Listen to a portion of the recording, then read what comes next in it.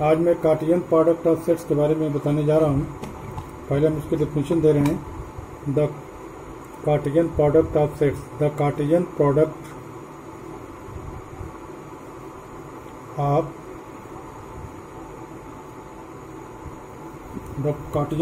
Of sets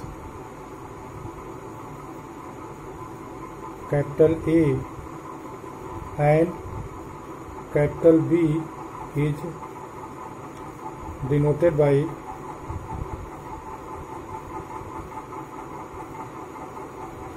A cross B and is defined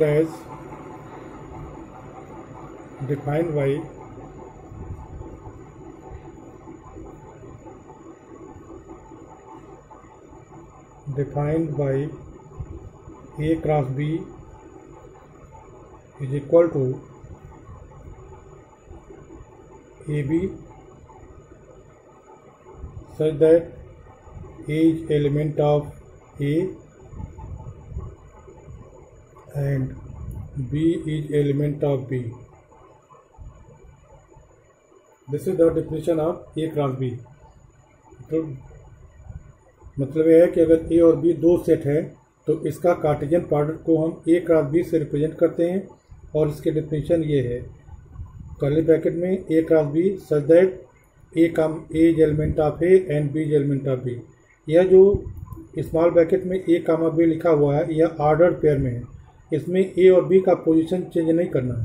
ordered pair का मतलब order ऐसा pair जो कि ऑर्डर्ड हो।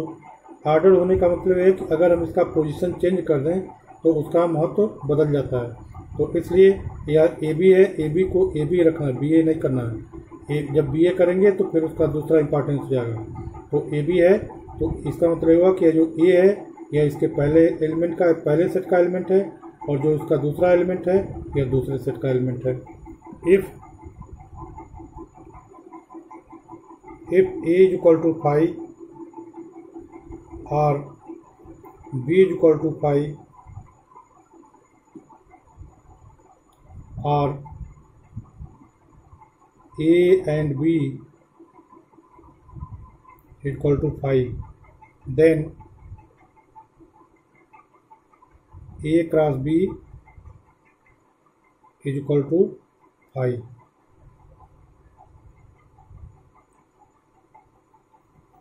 जैसे for example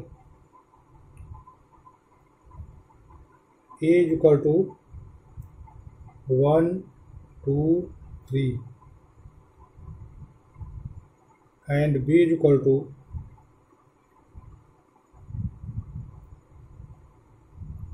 A comma B। मतलब A का एलिमेंट 1, 2, 3 है और B का एलिमेंट A B है। तो A क्रॉस B हमें निकालना हो तो then A cross B is equal to, हम पहले इसका ए का पहला एलिमेंट लेते हैं 1 A 1 B, 1 A 1 B। फिर 2 लेते हैं, ए का जो दो एलिमेंट हो 2 से 2 A 2 B, 2 A 2 B। और फिर उसके बाद एलिमेंट 3 लेते हैं, 3 A 3 B। इस तरह से यह A क्रॉस B हो गया। अब इसी तरह से हम चाहें तो B क्रॉस A भी निकाल सकते हैं। B क्रॉस A निकालने में B का एलिमेंट पहले होगा, पहले A लिया, अब इसका A1 A2 A3, A1 A2 A3। इसी तरह से B का B ले लिया एलिमेंट तो B1 B2 B3।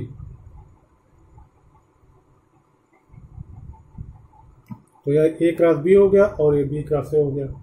तो ए क्रॉस बी और बी क्रॉस ए में नंबर ऑफ एलिमेंट तो सेम है लेकिन एलिमेंट्स अलग अलग हैं। इसलिए हम लिख सकते हैं कि A cross B is not equal to B cross A, hence A cross B is not equal to B cross A. कहने मतलब ये जो कार्टेशियन प्रोडक्ट है does not hold commutative law, that is the Cartesian product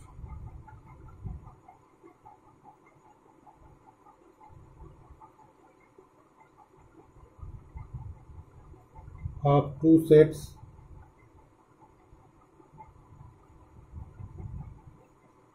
does not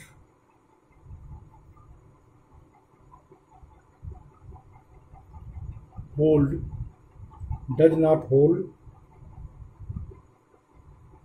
commutative law। Commutative law का मतलब है कि A cross B और बी क्रॉस ए बराबर हो जाता तो हम कहते हैं कम्यूटेटिव लॉ हो गया, लेकिन इक्वल नहीं हो रहा, इसलिए हम कहेंगे कि ए क्रॉस बी मतलब Cartesian product of two sets does not hold commutative law. एक की और है, नोट में थोड़ा लिख देते हैं। नोट, इफ एन ए, मान लिया ए के पास पी एलिमेंट है एंड बी के पास क्यू एलिमेंट है, n B has Q element, then n A cross B is equal to P Q elements, P Q, P into Q.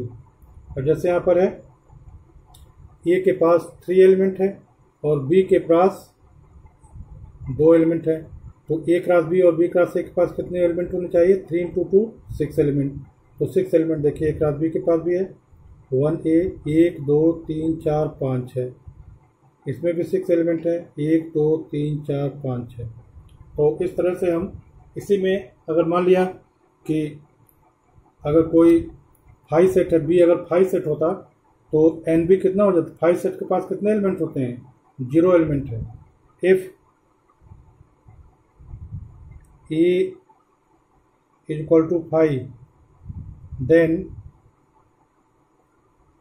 N A is equal to 0। तो इस तरह से मैं आपको कम्यूटेटिव लॉ बताया। अब मैं इसका एक प्रॉब्लम बताऊंगा। Question,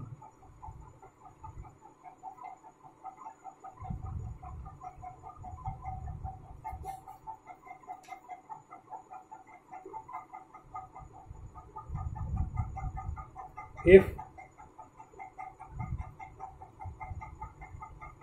x upon 3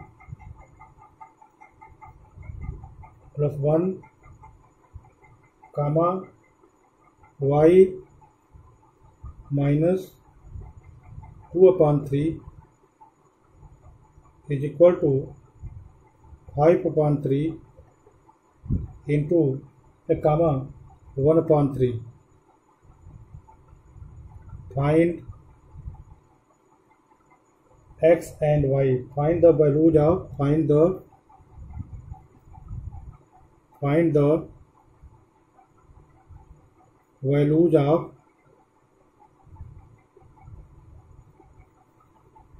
values of x and y. X and y. Solution.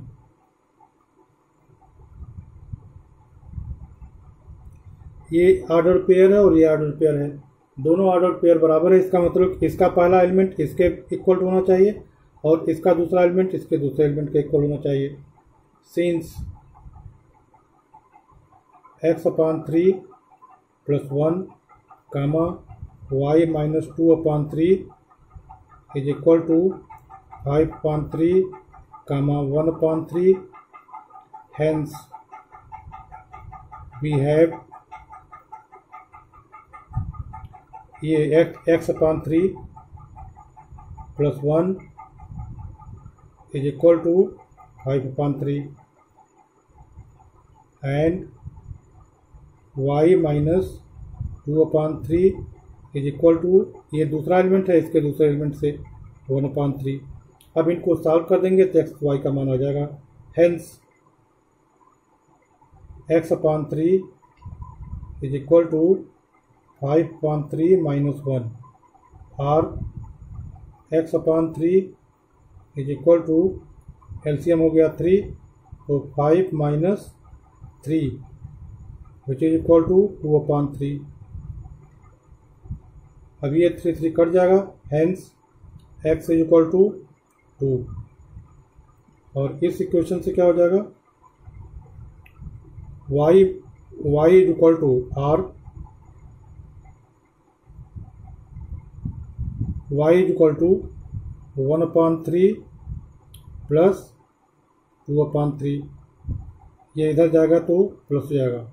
अब इसको हम लिख सकते हैं r y is equal to 1/3 plus 2/3 कितना हो गया, 3/3। 3/3 का मतलब हो गया 1। हेंस ये हो गया, क्योंकि ये इसके बराबर है, ये ऑर्डर पेयर इसके बराबर, इसलिए ये इसके बराबर और ये इसके बराबर। तो x/3 प्लस 1 इक्वल टू 5/3, तो इसको 1 को इधर कर दिया -1। अब इसका एलसीएम लिया 3 हो गया, 5 माइनस 3/2, 5 माइनस 3 इक्वल टू 2 हो गया और ये 3 हो गया, 3 कट गया, x इक्वल टू 2। इसी तरह से ये दूसरा ऑर्डर पेयर इसके दूसरे ऑर्डर पेयर 1/3 के बराबर है, तो y माइनस 2/3 इक्वल टू 1/3। इस 2/3 को इधर लाएंगे तो प्लस हो जाएगा।